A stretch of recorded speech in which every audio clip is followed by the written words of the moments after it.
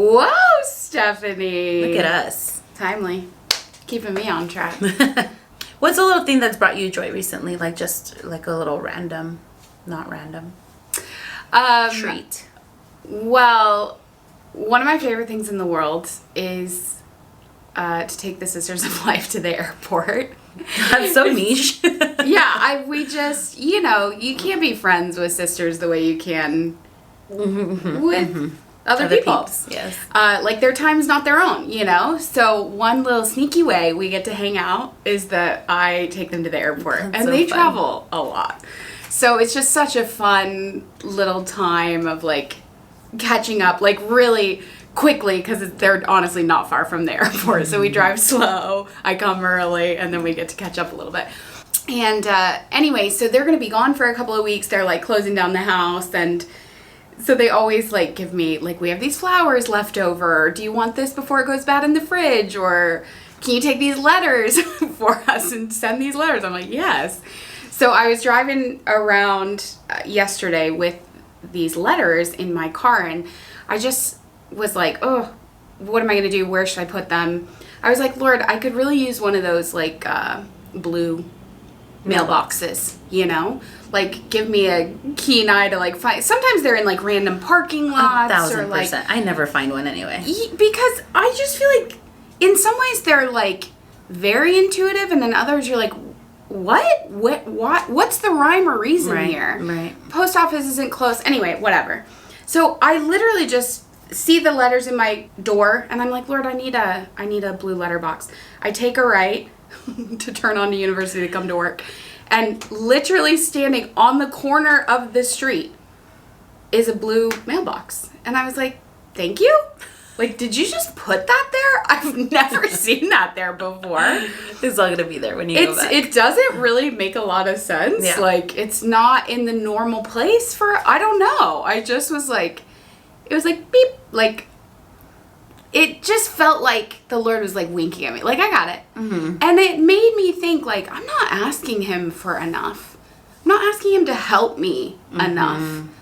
Because I felt so delighted in being provided for. I felt so delighted in having that prayer answered. But even more so, I felt the delight of the Lord to do something for me, to take something off of my mental to-do list and to help me, period. And yeah, I don't think we invite him enough. Yeah. We think we can handle life and even little things on our own. I'm just going to say it. We can't. Jesus says in John 15, apart from me, you can do nothing. You can do nothing. Let me tell you, I'm trying to do a lot of things apart from the Lord. And it doesn't usually work out. It leads to a very stressed Beth, So asking him for help.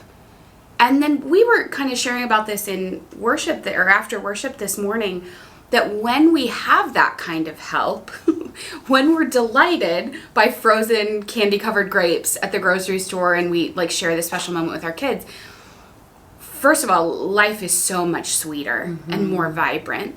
But also, those experiences become the foundation for trust in the future. How can we trust God with the big things if we don't trust him to help us find a letterbox? You know what I mean? How are we expecting ourselves? That's like taking the MCATs. Like when it comes to very serious intentions, like when a loved one has cancer, when our vocation feels like it hangs in the balance, when, insert your own, a financial need, a desire to have a baby. Like why are we taking the MCATs without asking the Lord to help us with our math homework in kindergarten? Yeah. Yeah. Yeah, it's sin. It isolates us, right? Whoa. It tells us like you're by yourself, so figure it out. And this is when we start to realize like we're struggling, Lord. Like we are, the way that I just went to confession on Friday, and I'm like, I just try to be in control of things, and it's not like from a bad place. Like I want my life and my kids and my family and my work and everything to thrive. So I feel like, okay, let me try to maneuver and do this. And I was just in confession, and I just felt so consoled by the Lord. And he's like, I'm not asking you to figure all that out, but we do. And then we start to struggle. And then, I think Sister said this in her summer series talk, in the summer gathering talk. She's like, it's not that, like, when Peter steps out, right? Like, he steps out in faith, but once he starts to focus on his circumstances of what's happening around me right now, that's when he starts to sink, when he starts to take that onto himself, rather than, like, Jesus is literally calling me to walk out to him. And I've been reflecting on the word circumstance a lot. Like, why do I put so much weight on circumstance instead of saying, like, Lord, can you help me with this? Like, I don't want to try to figure this out by myself anymore. And time and time again, he was like, yeah, I've just been waiting for you to put that down. Steph, did you know that that's the gospel today? No. Yeah. Classic. I wrote the daily devotion It's your Diva today. Day? Yeah. Oh. And I wrote it inspired by my spiritual director on my 8 day. He kept using this phrase. He kept saying that each one of us, that I, need a Copernican revolution. Now, if you're not familiar with that phrase, Copernicus was an astronomer who discovered that the sun doesn't rotate around the earth, but the earth rotates around the sun. It was a total perspective shift. We are not the center of the universe. The sun is. And we're moving around the sun.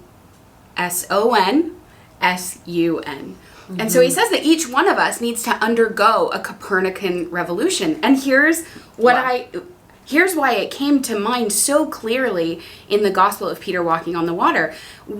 I find when I read the Gospel of a storm at sea, I very easily identify with the disciples. I'm in the boat, things feel out of control, the storm is bigger than me, I don't know what to do, and I'm very afraid. And because the storm is so big and so loud and life-threatening, I become totally fixated on the circumstance, on the storm, and on my inability to do anything about the storm. But what the Lord showed me as I prayed with that gospel is that Jesus is the center of that whole gospel. But I'm only focusing on the disciples. And this is what we do in our lives. And yet when I read it again, when I had a Copernican revolution in my heart reading that gospel, I saw, oh, wait a second. This says Jesus did this first, and then Jesus went here, and then Jesus this. Meanwhile, a storm was happening, but then Jesus did this, and Jesus said this, and Jesus was there. And I'm like, whoa, Jesus is the center of this gospel, not the disciples and not the storm. And each one of us has to undergo a Copernican revolution to realize that we are not the center of the universe. The storms of our lives are not the center of our universe. Jesus is. And when we focus on the sun, S-O-N, everything is brought back into center, including us. We are realigned. Our life's priorities come into alignment. Well, I need to go through one of those every day. 100%. Hour by hour, honestly. Not to be dramatic, but that's how deep my self-reliance runs. Yeah. I don't know. I'm just thinking of like there's been times where like they're at a storm and Jesus is literally sleeping. And I'm like, I just want so much faith in you, God, that I can just like rest and let you do it. Like 100%. let you get me through this storm. Let you take care of this situation.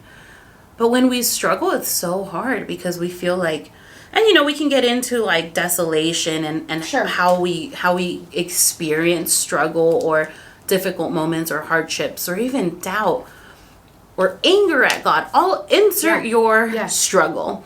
We try to just like plow through it. Like let me snap out of it. Let me get out of it.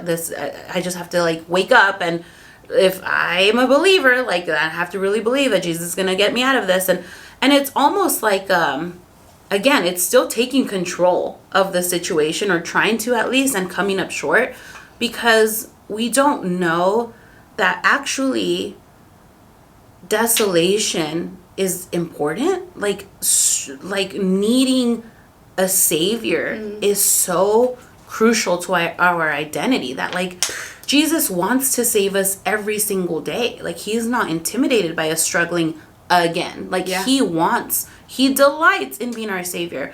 And I think that we experience, like, I know I can, like, well, if my faith is in order, if I'm having a good relationship with the Lord, then I shouldn't be struggling as much. And Jesus is like, I'm trying to show you where you still need me, like where you're weak so I can be strong.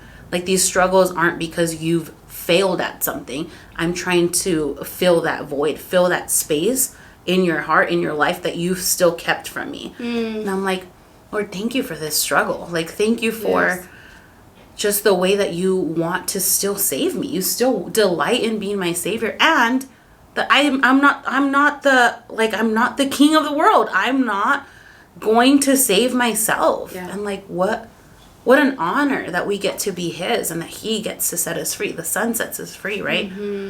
Yeah. So I think in the struggle, we want to just get through it because we think we're better when we don't struggle. But it's like Jesus is doing a work in that. Like he's redeeming that part of us too. I mean, I want to take that a step further and say that he loves when we're weak.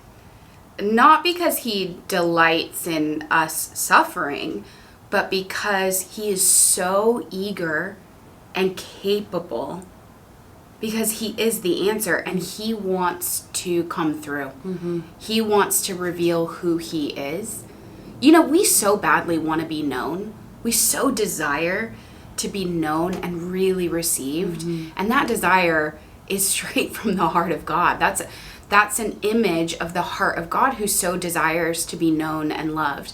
And so he's like, please let me show you. Let me help you. Let me be this. Not so that I can come in and you can then conquer and move on, but so that this becomes the habitual disposition of your soul. This is really the genius of Saint Teresa's little way, is that she never outgrew that. She delighted in it. She delighted in her littleness so that he could be revealed in his bigness. Thanks for watching our clip from the weekly visit. To watch the full conversation, head over to the member community linked down below. We love visiting with you, so we'll see you there.